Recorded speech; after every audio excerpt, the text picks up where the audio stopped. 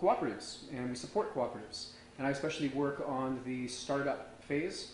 That means that for groups we help conduct feasibility studies and business plans. We provide education to directors and soon-to-be directors about governance and finance issues.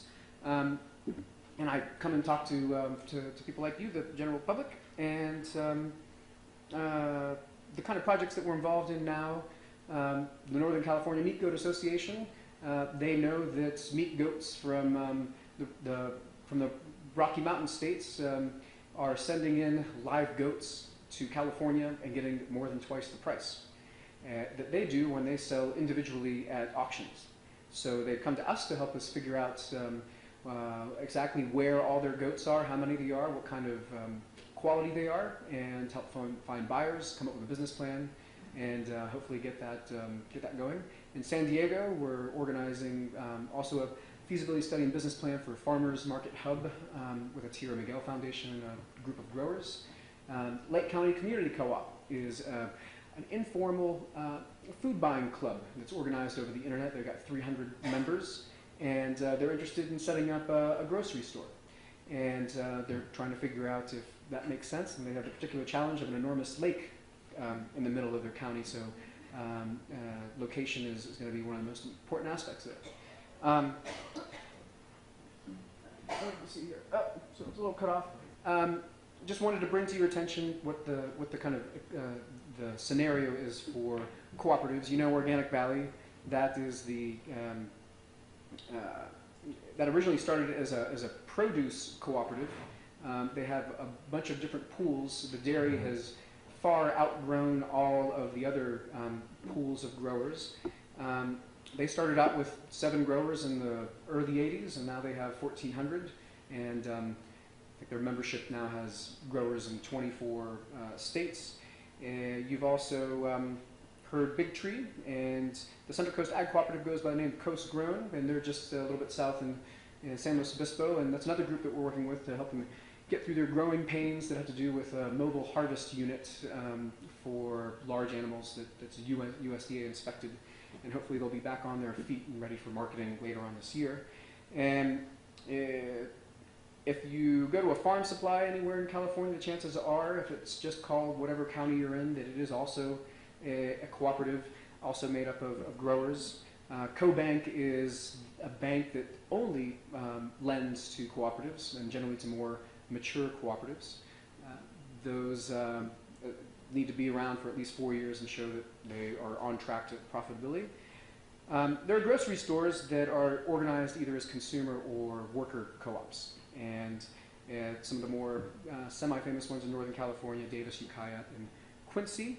And if you go into San Francisco, you'll find Rainbow Grocery and Mandela Foods. Those are worker cooperatives, and they might look the same, might market some of the same things, but the way that money is handled and who benefits is different.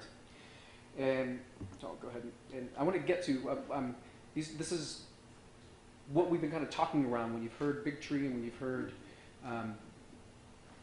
Pachamama talk about who they are and who owns it. There are 4 basic principles that apply to all types of cooperatives. Members are owners. That means that people whose primary motivation is a return for their investment, those are folks that are not necessarily allowed to be members. And I'm going to add a little asterisk to this, and I'll get to this later. Members are users, and members receive the benefits in a few different ways: through marketing of their products, and for a consumer co-op, that means that they purchase products and resell them back to themselves at affordable prices. The main benefit that especially growers want to see is they want to see that profit distribution back to themselves also. The 4th and most important part of a cooperative is that members have responsibilities to provide that equity, the startup capital, and I want to give a few additional definitions of what equity means. You can also call it ownership capital and at-risk capital. You've already heard a few times that it's the money that's on the table to be won or lost, depending on how well the cooperative is managed. They need to exercise governance, meaning that everybody needs to be a voting member. So this is a traditional cooperative, whether you're a worker, consumer, agricultural producer. applies to all of them. And I'm going to get back to this. This is the one thing that I want you to walk away from this presentation, is you remember that a cooperative has this distinction because other types of corporations might have 2 or 3 or 1 of these elements, but not all 4 of them altogether. So this is how I recap what a cooperative is. It's a business owned by its users and operated primarily to provide benefits to members through marketing transactions and through a distribution of patronage earnings from these transactions. And in return, the members have the responsibility to provide ownership capital and exercise member control. So if I catch anybody falling asleep, I'm going to quiz you on what a cooperative is, and so be forewarned. What are the ways that cooperatives make sure that benefits are provided to its member-owner users? And essentially, you could find them embodied in the 7 cooperative principles that have been developed by the International Cooperative Alliance. And I'm not necessarily going to go into full detail about all of these, but some of the points, like voluntary and open membership. This means that not necessarily that anybody of any that anybody can be a member of a cooperative. You have to be able to fit within the organizational model, be able to participate. Sometimes your ability to participate economically might be a reason why you wouldn't want to be a member of a cooperative. The scale at which you're operating might not be coordinated with a cooperative's operations. Democratic member control sometimes means egalitarian control, meaning 1 member, 1 vote, and sometimes it doesn't. It means that everybody at the table has some voice. So the rest of these, we kind of talked around also, and I'm not going to necessarily go into too much more detail about those. So Wendy Larson this morning talked about the importance of mission, and it's nice that I also think that missions are very, very important. And I wanted to give you a few examples of cooperative missions that are in our food system. The first one, to support rural communities by protecting the health of the family farm, working toward both economic and environmental sustainability. I won't read the rest of it. This is Organic Valley's mission. The second one is the cooperative is a member-owned and operated business dedicated to serving the entire community and conducted primarily for mutual benefit of the shareholders. Can anybody guess what kind of a cooperative this might be? What's that? It is a consumer cooperative. It is Ukiah Natural Foods mission. So while they say that they are dedicated to serving the entire community, they are primarily for the mutual benefit of its shareholders. So this is also a distinction between a cooperative and a public benefit corporation, a nonprofit that you might know as an organization that provides services or charity to the general public. So here's another one. Here's one of my favorites. We are a leader in our food shed. That's a grocery store. That's Davis Food Co-op. Their mission is what? 7 words? That took, I don't know, probably 30 hours to come up with. And there's about 30 pages worth of policies that all link back to those 7 words. So while it looks very simple, they spend all of their board meetings reviewing all the policies that lead back to, we are a leader in our food shed. We are organized to provide low-cost service and supplies to the agriculturalists of our county. That's San Luis Obispo Farm Supply. That's what they're there for, very practical. And if you look at, I picked ones that are pretty active in organic agriculture. If you look at some of the cooperatives that were formed from the 1900s through the 30s, you'll find they are pretty much about staying alive. It's about providing service at cost and providing return to its grower-owner members. So those are not so interesting. I won't put those up. And articles in corporate. So here's the thing about cooperatives is that there's not a single way to organize your cooperative. There's a number of choices that you can make that the California Department of Corporations allows for, and I'm focusing on California. So you can, once you state what the purpose of your organization is, which is essentially your mission, you've got the choice of whether or not you're going to operate on a stock or non-stock basis. And this is important as you begin your cooperative and you're raising equity. When you say that you're non-stock, that means you're saying that you are membership-based and you only issue certificates of membership. And it almost always goes hand in hand with having equal voting rights.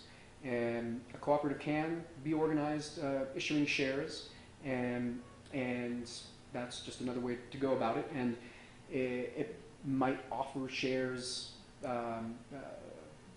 so that if you are a large grower, you must buy at a certain number of shares, and if you're a small grower, buy at a different rate.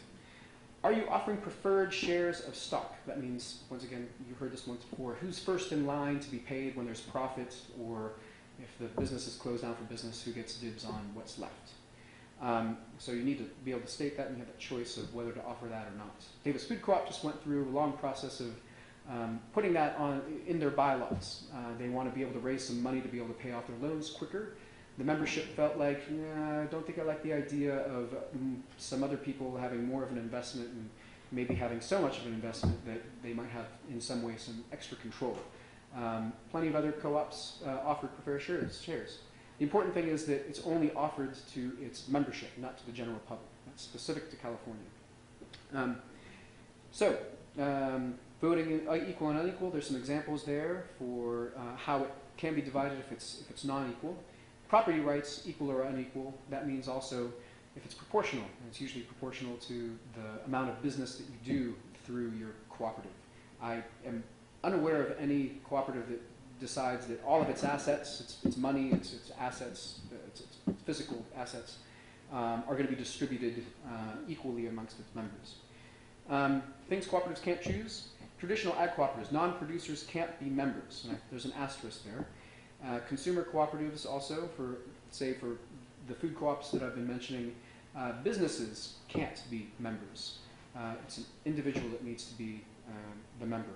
So the asterisk refers to new generation cooperatives that you might have also heard about. There are at least 5 states, mostly in the Midwest, that allow for non-patrons, that means people who are not users of the services of the co-op. You can also just call them investors that can be part of a cooperative and have votes.